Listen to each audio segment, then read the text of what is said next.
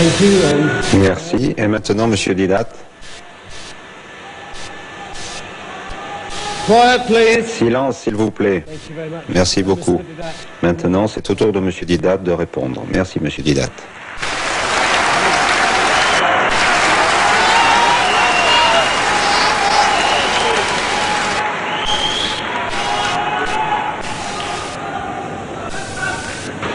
Beginning with John, chapter 15, verse 30, as quoted by my brother Shorosh. Commençons par Jean, chapitre 15, verset 30, cité par mon frère Shorosh, dans lequel Jésus répond à Philippe par ces mots. Si tu m'as vu, tu as vu le Père. C'est ce qui, de façon déraisonnable, amène les chrétiens à penser que Jésus est le Père. Mais si là, une fois de plus, on prend le contexte, on voit toute une série de malentendus. Dès le mot même de Dieu, chapitre 14, commence le malentendu et les méprises des disciples continuent. Le chapitre 14 dit, Jésus parle à ses disciples, « Où je vais, vous le savez, et vous connaissez la voie. Vous savez où je vais, et vous savez comment y arriver. » Aussi les disciples dirent, « Maître, nous ne savons pas où tu vas. Comment donc pourrions-nous connaître la voie ?» Ils l'ont mal compris. Jésus parlait d'un voyage spirituel et eux pensent en termes de géographie, comme Dundee, Newcastle ou Southampton. Ils parlent de Dieu et d'aller à Dieu. Aussi Jésus dit, « Je suis le chemin, la vérité et la vie. Aucun homme ne peut rencontrer le Père sauf par moi. » C'était pour eux trop pénétrant. Ils n'arrivaient pas à comprendre de quoi il parlait. Aussi dit-il, « Seigneur, montre-nous le Père, dévoile-nous sa face. Cela suffira. Montre-nous simplement Dieu, nous voulons voir Dieu de nos yeux corporels et cela nous suffira. » En réponse de cela, Jésus dit, « Philippe, tu es avec moi depuis si longtemps, tu es juif, et en tant que juif, tu devrais savoir qu'aucun homme ne peut voir Dieu et continuer à vivre. Dieu ne peut à aucun moment être vu. Et toi qui es avec moi depuis 3 ans, tu n'as toujours pas compris ma mission. Tu veux voir Dieu avec tes yeux physiques, alors que tu ne peux même pas regarder le soleil. Si tu m'as vu, tu as vu le Père signifie, si tu m'as compris, tu comprendras ce que Dieu est. » Et c'est là le langage qu'il emploie continuellement. Il dit, voyons cela, ne voyons pas cela, entendons cela, n'entendons pas cela. Vous ne comprenez ni l'un ni l'autre, cette vision n'est pas physique. Si vous avez compris ce que je suis, vous comprendrez toujours ce que Dieu est. Vous ne feriez pas de demande aussi sotte. Il ne prétend pas être le Père.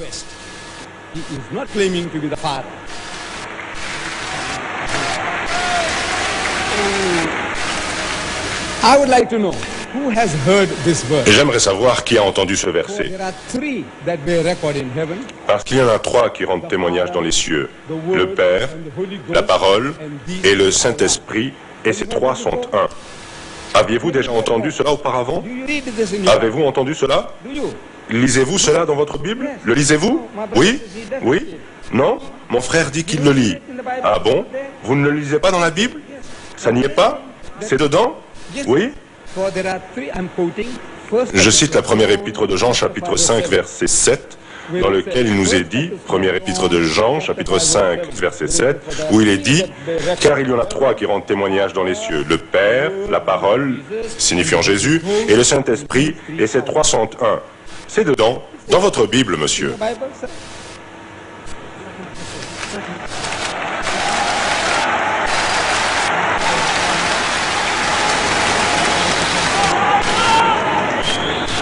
Here is the Holy Bible. Voici la Sainte Bible. You see? Voyez-vous, ce verset que je viens de vous citer se trouve dans la version romaine catholique de la Bible. Il se trouve dans la version anglaise autorisée du roi Jean. C'est dedans. Mais par contre, il est aujourd'hui retiré de la deuxième version revue de la Bible, car considéré comme une fabrication. Le verset sur la Trinité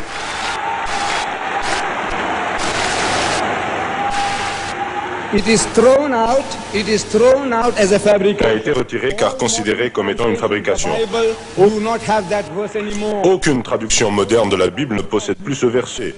Retiré, non pas par des érudits musulmans, juifs ou hindous, mais par 32 érudits de la plus grande autorité, soutenus par 50 autres confessions coopératives, qui ont estimé qu'il s'agissait d'une fabrication et qui l'ont éliminé en tant que telle. Il en va de même. Similarly, the Ascension. Il en va de même, et il en va de même pour l'ascension. Les évangiles selon Matthieu, Marc, Luc et Jean, vous trouvez 2 fois l'ascension, que Jésus est monté au ciel, chapitre 16, verset 19. Et Jésus fut enlevé au ciel, Luc 24, 51. Et Jésus fut enlevé au ciel. Dans les évangiles, l'ascension n'est mentionnée qu'à 2 endroits. Mon frère a cité les actes des apôtres. Dans les évangiles, selon Matthieu, Marc, Luc et Jean, l'ascension n'est mentionnée qu'à 2 endroits. Et ces 2 mentions, dans la version normale revue de la Bible, ces 2 mentions ont aussi été éliminées car considérées comme des fabrications, oui. Revised Standard Version of the Bible. La version révisée de la Bible. Le fait, voyez-vous, que Dieu le Père n'apparaît pas dans le Saint-Coran est purement rhétorique. Vous savez que nous lui donnons 99 attributs au Dieu Tout-Puissant, mais Père n'en fait pas partie. Et Père, en arabe, est plus facile que le mot Rab. Voyez-vous, Ab, en arabe, désigne le Père, Ab.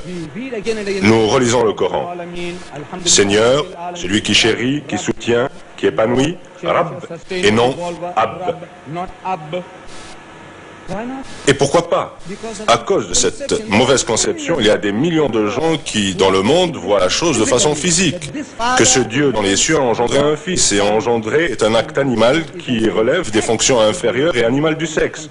Donc on élimine, on enlève ce mot, on ne l'utilise plus.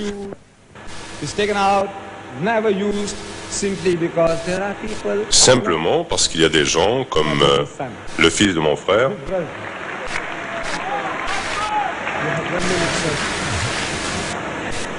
Son fils, dans le livre, il cite son fils Salam, Salam dans le livre, et Salam dit, n'est-ce pas, après que mon frère Shorosh soit sorti du bain et qu'il ait retiré la bombe pour vider la baignoire, il déclare savoir maintenant comment la pluie arrive.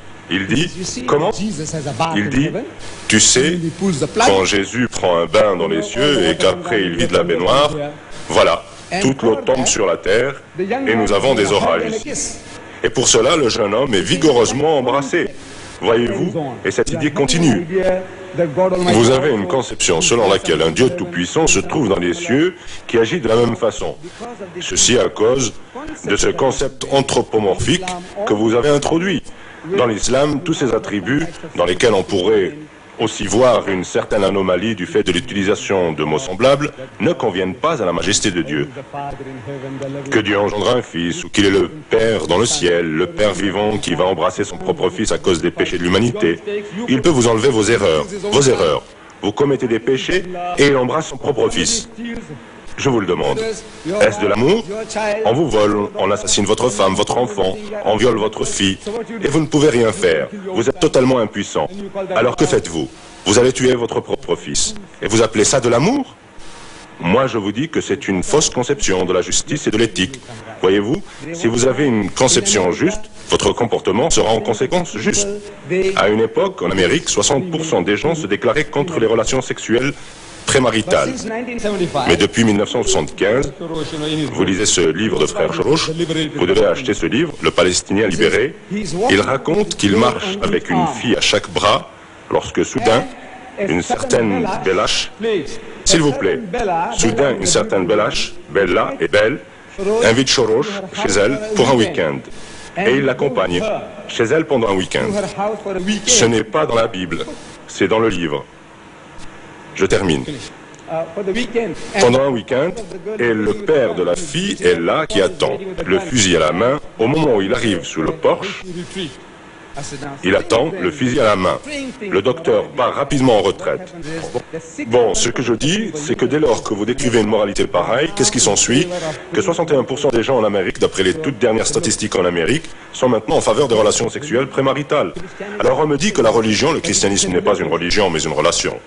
Alors, écoutez, sans cette religion, si vous n'écoutez pas Jésus qui dit « Quiconque regarde une femme et la désire commet un adultère dans le fond de son cœur », vous voyez, par conséquent, mon cher frère, monsieur le président, mesdames et messieurs, je sais que le sujet est vaste et que nous pourrions ainsi continuer sans jamais nous arrêter, mais j'obéis à l'indication du président, comme quoi mon temps de parole est expiré. Je vous remercie infiniment.